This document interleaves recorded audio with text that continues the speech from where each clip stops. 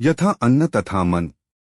बासमती चावल बेचने वाले एक सेठ की स्टेशन मास्टर से सांठगांठ हो गई। सेठ को आधी कीमत पर बासमती चावल मिलने लगा। सेठ ने सोचा कि इतना पाप हो रहा है तो कुछ धर्म कर्म भी करना चाहिए। एक दिन उसने बासमती चावल की खीर बनवाई और किसी साधु बाबा को आमंत्रित कर भोजन प्रसाद लेने के लिए प्रार्थना की। साधु बाबा ने बासमती चावल की खीर खाई। दोपहर का समय था। सेठ ने कहा, महाराज अभी आराम कीजिए, थोड़ी धूप कम हो जाए फिर पधारिएगा। साधु बाबा ने बात स्वीकार कर ली। सेठ ने 100 रुपए वाली 10 लाख जितनी रकम की गड्डियां उसी कमरे में चादर से ढनकर रख दी। साधु बाबा आराम करने लगे। खीर थोड़ी हजम हुई। साधु बाबा के मन में हुआ कि इतनी सारी गड्डियां पड़ी हैं, एक दो उठाकर झोले में रख लूं तो किसको पता चलेगा। साधु बाबा ने एक गड्डी उठाकर रख ली। शाम हुई तो सेठ को आशीर्वाद देकर चल पड़े। सेठ दूसरे दिन रुपए गिनने बैठा तो एक गड्डी 10,000 रुपए कम निकली। सेठ ने सोचा कि महात्मा तो भगवत पुरुष थे, वे क्यों लेंगे। नौकरों की धुलाई पिटाई चालू हो गई। ऐसा करते करते दोपहर हो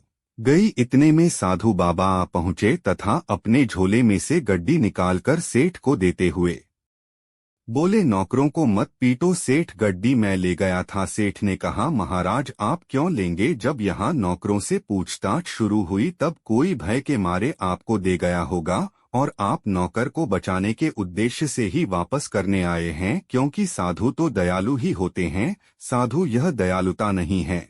मैं सचमुच में तुम्हारी गड्डी चुरा कर ले गया था। साधु ने कहा, सेठ तुम सच बताओ कि तुमने कल खीर किसकी और किस लिए बनाई थी। सेठ ने सारी बात बता दी कि स्टेशन मास्टर से चोरी के चावल खरीदता हूँ, उसी चावल की खीर थी।